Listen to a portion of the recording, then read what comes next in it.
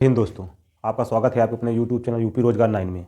आज हम लोग पढ़ेंगे आभाज्य संख्या, प्राइम नंबर, ये क्या होती है। ठीक है, जैसा कि इनके प्रश्न आभाज्य संख्या के एसएससी जीडी और रेलवे में जो भी प्रश्न आएंगे आने वाली परीक्षाओं में, वो इन्हीं आभाज्य संख्याओं में से एक होगा।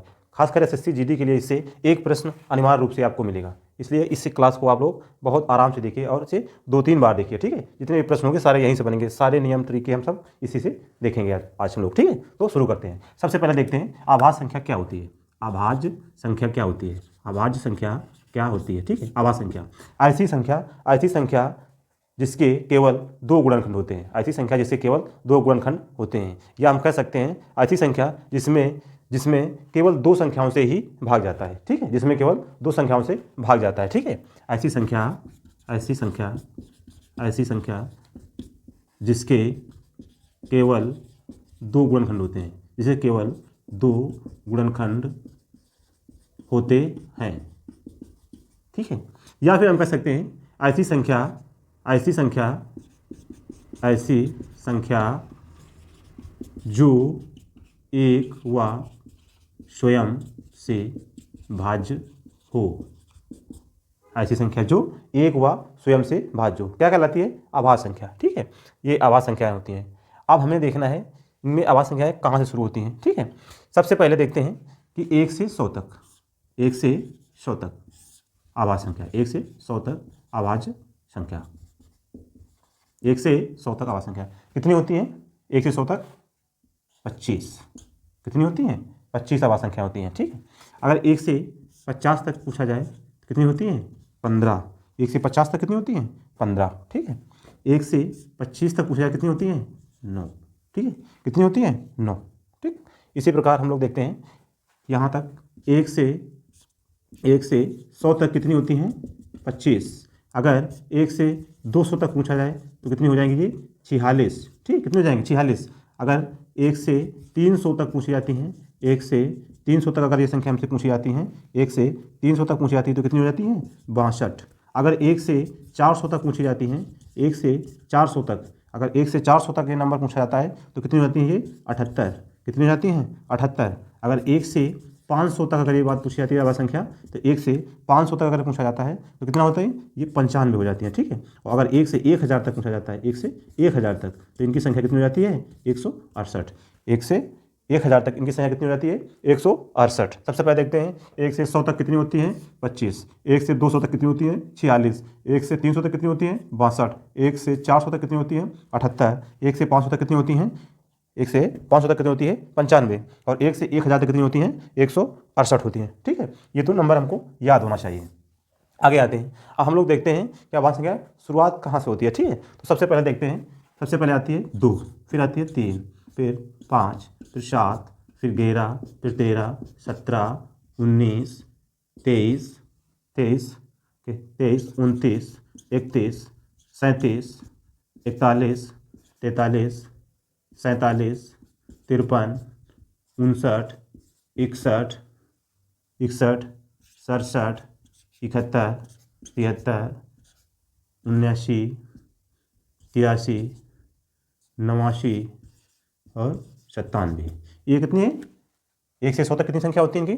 25। गिन लेते हैं, 1 2 3 4 5 6 7 8 9 10 11 12 13 14 15 16 17 18 19 20 21 22 23 24 25। कितनी हो गई? 25। यही हमारी संख्या होती है 1 से 100 तक। ठीक है, अब देखते हैं सबसे छोटी आवाज़ की बात करेगा। सबसे छोटी आवाज़ कितनी होती है? 2। सबसे छोटी विषम आवाज़ क्या होगी? 3। सबसे छोटी विषम आवाज़ 3 होती है। ठीक है, सबसे छोटी आवाज़ संख्या 2। और ये कैसी आवाज़ संख्या है? सम। यही केवल एक ऐसी आवाज़ संख्या है जो सम है, बाकी सब कैसी है? विषम है। सबसे छोटी विषम आवाज़ 3 हो जाएगी। ठीक है, अब यहाँ से प्रश्न बनते हैं 2 अंकों की सबसे छोटी आवाज़ संख्या। ठीक है, 2 अंकों की सबसे छोटी आवाज़ संख्या, 2 अंकों की सबसे छोटी आवाज़ संख्या हम यहाँ लिखेंगे एक एक करके। ठीक है, इसको साफ कर लेते हैं फिर लिखते हैं 2 अंकों की सबसे छोटी आवाज़ संख्या। 2 अंकों की सबसे छोटी आवाज़ संख्या क्या होती है? 11। अगर 2 अंकों की सबसे बड़ी आवाज़ संख्या क्या होगी? 97। क्या होगी 97। 3 अंकों की सबसे छोटी, 3 अंकों की सबसे छोटी आभाज्य संख्या, यहाँ आभाज्य लिखा है, ठीक है, आगे ध्यान रखना। 3 अंकों की सबसे छोटी आभाज्य संख्या क्या होगी 101। 3 अंकों की सबसे बड़ी, 3 अंकों की सबसे बड़ी क्या होगी 997। 3 अंकों की सबसे बड़ी आभाज्य संख्या क्या होगी 997, ठीक है। फिर आती है 4 अंकों की सबसे छोटी आभाज्य संख्या। 4 अंकों की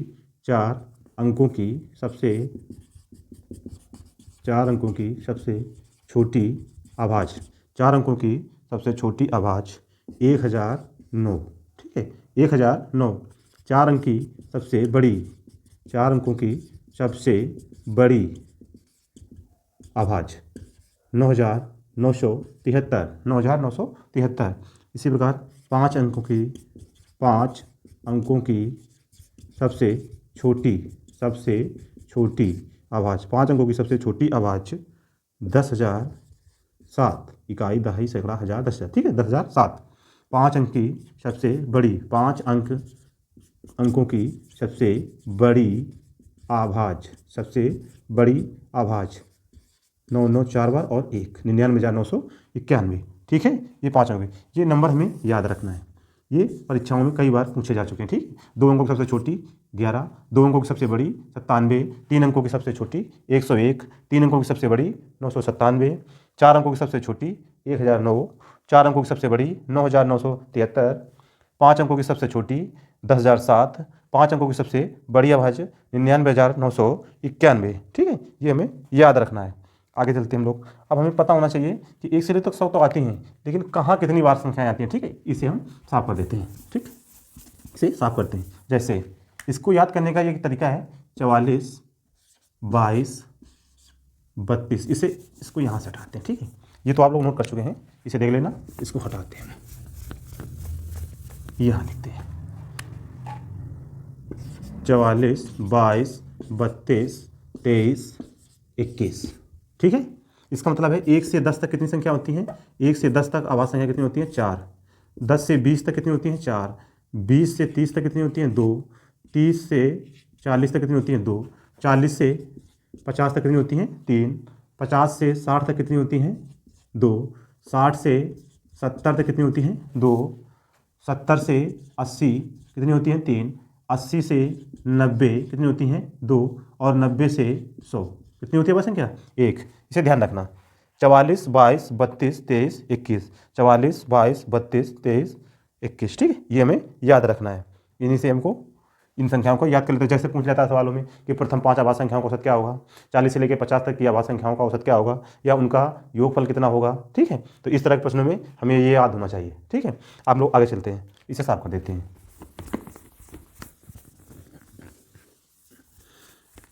अब हम लोग देखते हैं कि इसी में आता है सह आभाज्य।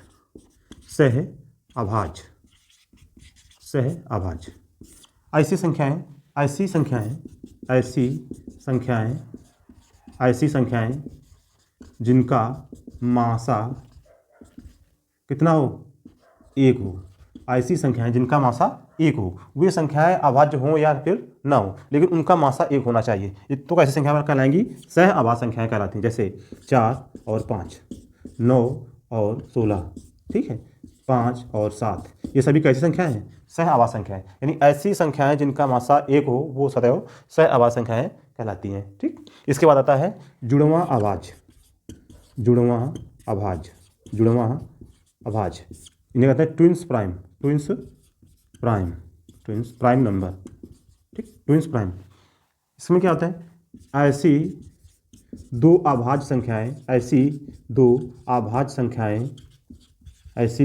संख्याएं जिनका अंतर 2 हो, ऐसी दो अभाज्य संख्याएं जिनका अंतर 2 हो, तो वो क्या कहलाती हैं, जुड़वां अभाज्य संख्याएं कहलाती हैं, ट्विंस प्राइम कहलाती हैं, ठीक है। हम लोग देखते हैं ऐसी कौन कौन संख्याएं हैं। सबसे पहले आती है 3, 5, फिर 5, 7, फिर 11, 13, फिर 17, 19, फिर 29, 31, फिर अगला नंबर क्या आता है 41, 43, फिर अगला नंबर क्या आता है 59 61, 59 59 61।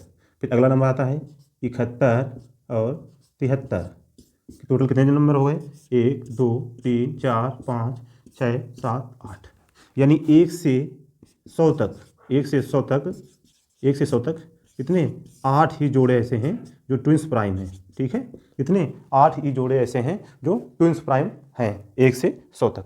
ठीक है, आगे देखते हैं हम लोग, इसे साफ कर देते हैं। ठीक है, आगे देखते हैं हम लोग, आगे क्या देखते हैं। कुछ संख्या ऐसी होती हैं जिन्हें पलट दिया जाए, ऐसी आभाज्य संख्या होती है जिन्हें पलट दिया जाए तब भी वो आभाज्य संख्या ही प्राप्त होती हैं। ऐसे कितने नंबर हैं और वो कौन कौन सी हैं, तो वो भी हम लोग देख लेते हैं इसी में। ठीक है, पलटने पर, ठीक, जैसे इसका मतलब क्या है, जैसे हमने लिख दिया 13। ठीक है, क्या लिखा 13, 13 का उल्टा करेंगे कितना आएगा 31। ये भी आभाज्य संख्या है और ये भी आभाज्य संख्या है। ऐसी 1 से लेके 100 तक कितनी संख्या है, कितनी आभाज्य संख्या है। ठीक है, हम ये देख रहे हैं। तो 13 आया तो फिर कितना 31, दूसरा आएगा 17, ये कितना हो जाएगा 71। ठीक है, फिर इधर कितना आ जाएगा, आगे देख लेते हैं हम लोग, आगे कितना आएगा 17 13। अच्छा, इसको इधर देख लेते हैं, 13 आया 31 आया, तो देखो 31 भी लिख सकते हैं, तो 31 तो कितना हो जाएगा 13, इधर 17, इधर ये 71, तो इधर 71 आएगा, ये कितना हो जाएगा 71 आएगा, तो 17 हो जाएगा। आगे आ जाते हैं, ये 37 आएगा तो इधर कितना हो जाएगा 37 से कितना 73 हो जाएगा। ठीक है, 37 का 73 हो जाएगा, इधर 73 आएगा तो इधर 37 हो जाएगा। ठीक है, आगे कितना आएगा 79, 79 आएगा तो इधर कितना हो जाएगा 97, इधर 97 आएगा तो इधर कितना हो जाएगा 79। कितनी संख्या आ गई 1 2 3 4, कितने जोड़े आ गए, ये भी 8 ही है। कितने हैं 8 नंबर है। 1 से 100 तक कितने हैं 8। ठीक है, कितने 8, इनको भी याद रखना है, 1 से 8 तक, 1 से 100 तक कितने 8 है, इन्हें भी हमें याद रखना है। ठीक है, अब हम लोग देखते हैं कि आभाज्य संख्या कैसे ज्ञात करते हैं, कि कौन सी संख्या आभाज्य संख्या है या नहीं है, कौन सी संख्या आभाज्य संख्या है या नहीं, ये कैसे पता करते हैं। अब हम उस पर चर्चा करेंगे। ठीक है, देखते हैं उसको।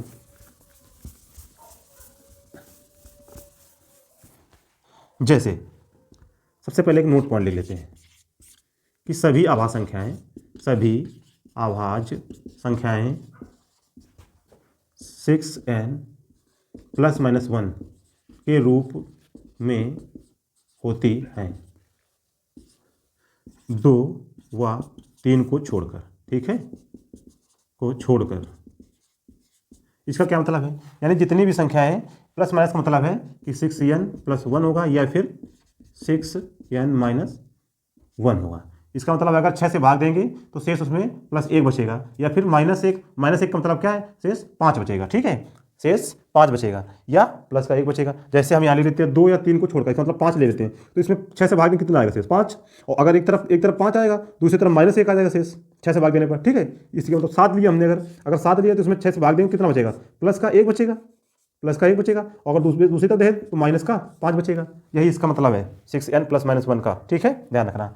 इसका और दूसरा, इसके ज्ञात करने का नियम क्या है, जैसे हमने लिख दिया 37। अब हमें पता करना है ये आभाज्य संख्या है कि नहीं है, तो इसके लिए हमें क्या करना होगा कि 37 के पास देखेंगे कौन सी संख्या ऐसी है जो पूर्ण वर्ग है, 37 के पास कौन सी संख्या है जो पूर्ण वर्ग है। ठीक है, तो हम देखते हैं 36 है, कितना है 36, तो 36 से नीचे कितनी आभाज्य संख्या है, 36 से नीचे जितनी आभाज्य संख्या है उन्हें हमें चेक करना है, भाग दे कितनी संख्या कौन कौन सी आएंगी। जैसे 3 2 3 5 7 11 13। ठीक है, इन संख्याओं में देखते हैं कितना 7 49 हो जाता है, 5 25 हो जाता है। तो अब इनसे भाग देंगे, कटेगा नहीं कटेगा, इससे भाग देंगे कटेगा नहीं कटेगा, इससे भाग देंगे नहीं कटेगा, इससे भाग देंगे नहीं कटेगा, इससे भाग देंगे नहीं कटेगा, इससे भाग देंगे नहीं कटेगा। ठीक है, जो वर्ग है जिसके नीचे उसी का हमें नंबर लेना है। 6 आया, 6 के पास कितना 5, यहाँ तक की नंबर संख्या लेते हैं। अगर बड़ी संख्या होती तो आगे चले जाते हैं। तो ये कैसी संख्या है, ये अभाज्य संख्या है। ये कैसी है, अभाज्य संख्या है हमारी। ठीक है, एक नंबर हम लोग और देखते हैं। जैसे हमने ले लिया 103, पता करना है अभाज्य है या नहीं। 103, तो हमें क्या करना है, सबसे पहले इसके पास देखिए कौन सा नंबर है जो पूर्ण वर्ग है, 10। कितना है 10, 10 से छोटे कितनी आभाज्य संख्या है, 10 से छोटी आभाज्य संख्या 7 5 3 2, यही तो है। इनसे भाग जा रहा है क्या, हम देखते हैं। 2 इसमें जाएगा, 103 में नहीं जाएगा, 3 से भाग जाएगा नहीं जाएगा, 5 से दिया 3 से नहीं जाएगा, 7 से नहीं जाएगा। ये कैसी संख्या है, आभाज्य संख्या है। ये कैसी संख्या है, आभाज्य संख्या है। 200, अगला नंबर हम देख सकते हैं 127, अगला नंबर 127 हम देखते हैं। तो इसके पास सबसे पहले देखते हैं किसके वर्ग लिखा है, 11 का 100 कितना 121, ये 11 का वर्ग है। ठीक है, तो 11 के नीचे कितने आभाज्य संख्या है, तो 2 3 5 7 और 11। 2 से भाग जाएगा नहीं जाएगा, 2 से 3 से नहीं जाएगा, 5 से जाएगा नहीं जाएगा, 7 से देख लिया, 7 एक नंबर 7 कितना 5 बचा 57 नहीं जाएगा। 11 से भाग देंगे, 11 से 21 होता है, ये भी नहीं। तो ये भी कैसा नंबर है, आभाज्य संख्या है। ये भी हमारा कैसा नंबर है, आभाज्य संख्या है। और हम लोग देखते हैं एक नंबर, अगला नंबर हम लोग लेते हैं 211। कितना, 211। अब 211 किसके पास वर्ग है ये देखना है हमको। तो कितना होता है, 14 के स्क्वायर कितना होता है 196। 14 के स्क्वायर कितना होता है 196, यानी 14 से नीचे जितने भी संख्या है, जैसे 2, 3, 5, 7, 11, 13, इनका भाग्य ये 2 से नहीं कटेगा। 1, 2, 2, 4, ये 3 से भी नहीं कटेगा, 5 से भी नहीं कटेगा, 7 3 21, एक बचेगा शेष नहीं। 11 का नाम 11 कितना बचा 10, 101 हो जाएगा, नहीं कटेगा। 13 से भाग देख लेते हैं हम, 13 कम 13 कितना बचा 8, 81, ये भी नहीं कटेगा। ये भी कैसा नंबर है, आभाज्य संख्या है, ये भी एक आभाज्य संख्या है। ठीक है, तो अब हम लोग कुछ ऐसे आभाज्य संख्या है जिन्हें हमें याद रखना है। जैसे उन संख्याओं, कौन कौन सी संख्या है जैसे हमें याद रखना है। अभी बताया था हमने कि 4 अंकों की सबसे बड़ी आभाज्य संख्या कौन थी, 9973, 9973। ठीक है, 3 अंकों की सबसे बड़ी संख्या कौन सी, 9997। अच्छा, इससे पहले एक आभाज्य संख्या होती है 3 अंकों की दूसरी सबसे बड़ी आभाज्य संख्या, 3 अंकों की दूसरी सबसे बड़ी आभाज्य संख्या तो होगी 991। ठीक है, और कुछ आभाज्य संख्या लिखते हैं जिनका उपयोग डायरेक्ट किया जाता है, वो हमें पता होनी चाहिए। जैसे 787। ठीक है, 887, 887, ये भी दोनों अभाज्य नंबर है। ठीक है, 499, ये भी कैसा नंबर है, अभाज्य नंबर है। ठीक है, इन्हें हमें याद रखना है। जितनी भी आभाज्य संख्या है ये हमें सारी याद करना है। ठीक है, सबसे छोटा अभाज्य नंबर कौन सा है, 2 अंकों का 11। ठीक है, और बड़ा कौन सा है 97। ठीक है, 2 अंकों का सबसे बड़ा कौन सा है 97, ये हमें ध्यान से देखना है। एक बार फिर हम लोग देख लेते हैं स्टार्टिंग से।